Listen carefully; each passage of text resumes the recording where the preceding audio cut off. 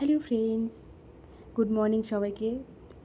তো ফ্রেন্ডস, এটা ছিল আমাদের পুরীর লাস্ট ব্লগ। তো আজকে আমরা সকাল সকাল রেডি হয়ে বেরিয়ে পড়েছি পুজো দিতে যাওয়ার জন্য। সকাল সকাল তিনজন রেডি হয়ে একদম বেরিয়ে পড়েছি। এটা ছিল আমাদের তিনজনের আউটফিট। তারপর আমরা মন্দিরের পাশেই চলে এসেছিলাম। দেখতে পাচ্ছেন সামনেই জগন্নাথ মন্দির।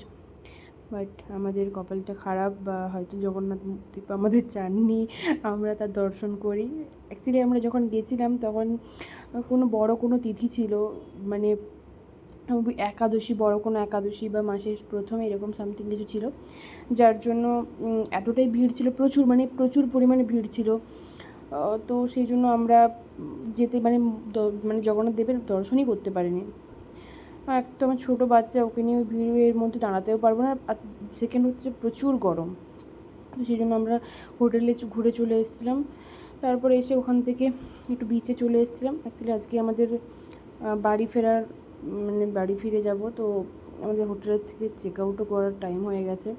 তো সেই জন্য আমরা একটু সমুদ্রে চলে এসেছিলাম। ওর পাপা সমুদ্রে একটু স্নান করার জন্য বলে, চলো একটু সমুদ্রে স্নান করে ঘুরে নিই, যেহেতু আমরা চলে যাবো।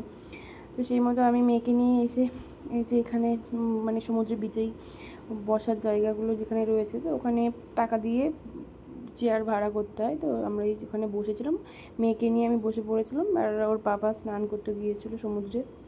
তো মেয়ে এখানে প্রচুর দুষ্টুমি করছে, এতটাই দুষ্টু করছে, ওকে সামলে রাখাই যাচ্ছে না।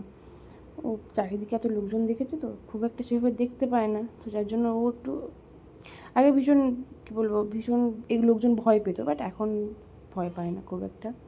তো তারপর মেয়ে যে নামার জন্য, আমার কোল থেকে নামার জন্য খুব চেষ্টা করছে। তারপর ওর পাপা ওর পাপার স্নান হয়ে গেছে, তো রুমে যাওয়ার সময় পাপা এসে ওকে বলে একটু নিয়ে যাই, ওকে একটু সমুদ্রের ঢেউ খাইয়ে নিয়ে আসি যাওয়ার আগে। তো ওর পাপা ওকে সমুদ্রের ঢেউতে নিয়ে গেছিলো, একটু হালকা করে গায়ে জল ফল ছিটিয়ে দিচ্ছিলো। তো এইভাবেই আমাদের পুরীর ব্লগটা এখানেই শেষ। আমরা আজকে ফিরছি। তো ভালো থাকবেন, আর ব্লগটি যদি ভালো লাগে একটু লাইক করে দেবেন।